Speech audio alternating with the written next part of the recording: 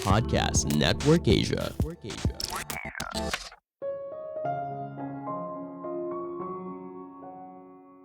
Kamu baru mulai membentuk masa depan yang kamu inginkan dengan mengajukan pertanyaan yang tepat. Halo semuanya, nama saya Michael. Selamat datang di podcast saya, Sikutu Buku. Kali ini saya akan membahas pertanyaan penting apa yang harus kita tanyakan kepada diri kita di masa depan. Ini adalah rangkuman dari TED Talk yang dibawakan oleh McJ, seorang psikolog klinis yang memiliki spesialisasi pada orang yang berusia 20-an dan diolah dari berbagai sumber. Apakah kamu pernah berpikir tentang dirimu di masa depan? Jika tidak, mayoritas orang juga sama. Hal ini memang tidak mudah, bagaimana membayangkan dirimu di masa depan seperti apa. Namun, ketika kita belajar untuk menutup jarak antara diri kita saat ini dan diri kita di masa depan, maka kita bisa menyelaraskan apa yang kita lakukan sekarang, sehingga bisa mencapai hal besar di masa depan. Sebelum kita mulai, buat kalian yang mau support podcast ini agar terus berkarya, caranya gampang banget. Kalian cukup klik follow. Dukungan kalian membantu banget supaya kita bisa rutin posting dan bersama-sama belajar di podcast ini.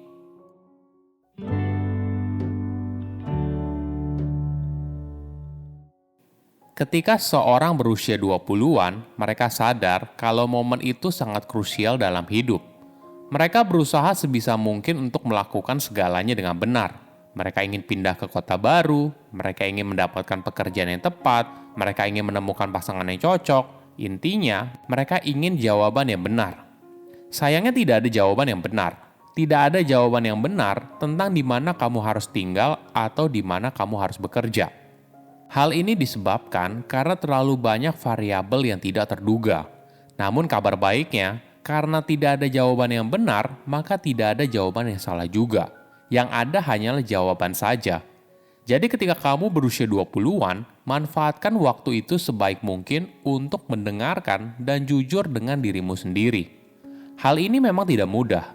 Ketika kita masih muda, rasanya sulit sekali membayangkan dirimu di masa depan seperti apa. Misalnya ketika kita berumur 35 tahun itu, seperti apa ya?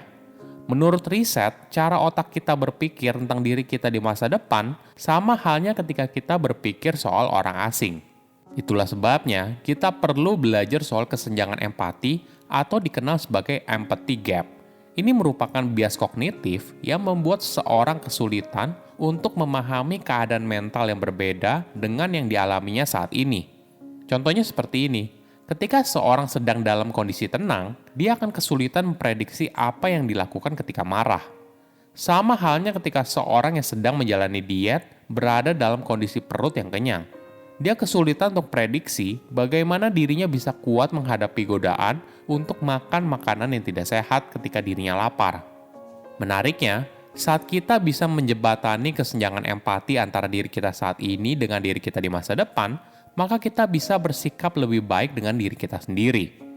Dalam sebuah studi, peneliti menggunakan teknologi virtual reality kepada responden berusia 20-an yang melihat wajah mereka menua. Pengalaman ini ternyata memberikan efek yang menarik.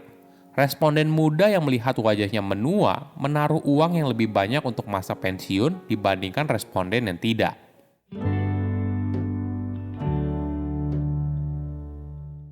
Ada fakta yang menarik.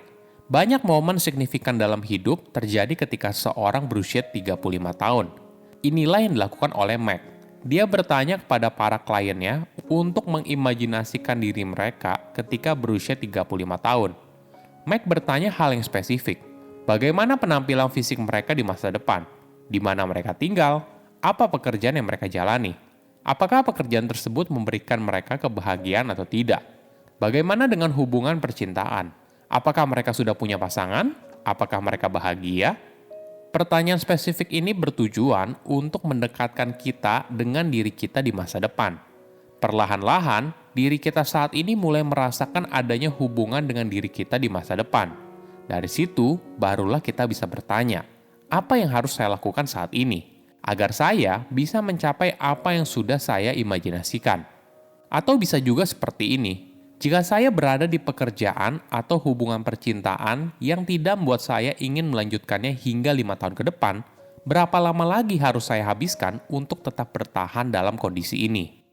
Ini merupakan pertanyaan yang sulit dan sebuah keberanian sejati ketika kita berani menjawab pertanyaan yang sulit tentang apa yang kita inginkan di masa depan. Apakah hanya orang yang berusia 20-an saja yang perlu membayangkan masa depan seperti itu? Tentu saja tidak. Di setiap fase kehidupan, teknik ini masih bisa dilakukan. Ketika seorang berusia 20-an, mereka biasanya baru mulai menyadari untuk mulai memikirkan tentang diri mereka di masa depan.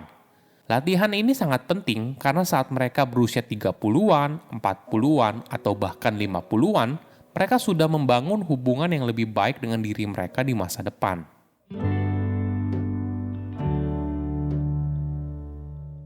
Setelah bertanya soal bagaimana dirimu di masa depan, lalu apa? Apa yang harus kamu lakukan? Pertama, bedakan antara dirimu di masa lalu, saat ini, dan di masa depan. Kita terbiasa memberikan label pada diri kita sendiri, entah itu dengan bilang saya seorang introvert, saya tidak pandai bergaul dengan orang lain, dan sebagainya. Ketika kamu memberikan label untuk dirimu sendiri, kamu berhenti mencari alternatif. Perlu kamu sadari, kamu bukanlah orang yang sama dengan dirimu di masa lalu. Kamu tidak melakukan sesuatu dengan cara yang sama seperti dulu. Kamu juga tidak lagi menginginkan hal yang sama dengan apa yang dulu kamu inginkan. Daripada fokus memberikan label pada dirimu sendiri, bagaimana kalau menyadari seberapa jauh kamu telah berkembang dan berubah dari dirimu yang dulu? Kedua, membuat jembatan antara diri kita saat ini dan diri kita di masa depan. Memang betul, kamu yang sekarang dan kamu yang di masa depan adalah dua orang yang berbeda. Namun perlu disadari, dirimu di masa depan tetaplah bagian dari dirimu. Dia bukanlah orang lain yang masa depannya bisa kamu rusak. Coba buat jarak antar dirimu di masa kini dengan dirimu di masa depan semakin dekat. Sebuah studi dari University of Michigan dan University of Southern California menemukan ketika seorang berpikir tentang peristiwa masa depan dalam hitungan hari daripada tahun, peristiwa itu terasa terjadi lebih cepat. Selanjutnya, ketika seorang diminta untuk mempertimbangkan peristiwa yang jauh seperti pensiun, mereka yang diberitahu kalau pensiun akan terjadi dalam 10.950 hari, mulai menabung 4 kali lebih cepat daripada mereka yang diberitahu kalau hal itu akan terjadi dalam 30 tahun. Ini merupakan fakta yang menarik. Apapun tujuan jangka panjangmu, misalnya menjadi lebih bugar, meluncurkan bisnis sendiri, menulis buku, kamu bisa membuat tenggat waktu dalam hitungan hari, bukan bulan maupun tahun. Hal ini akan bantu kamu memahami masa depan sebagai sesuatu yang terasa lebih dekat.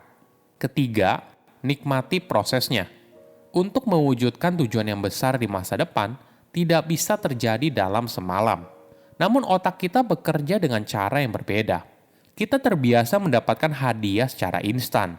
Jadi, ketika kita membuat tujuan yang besar dan hadiahnya masih berada jauh di depan, otak kita kesulitan untuk memproses hal tersebut.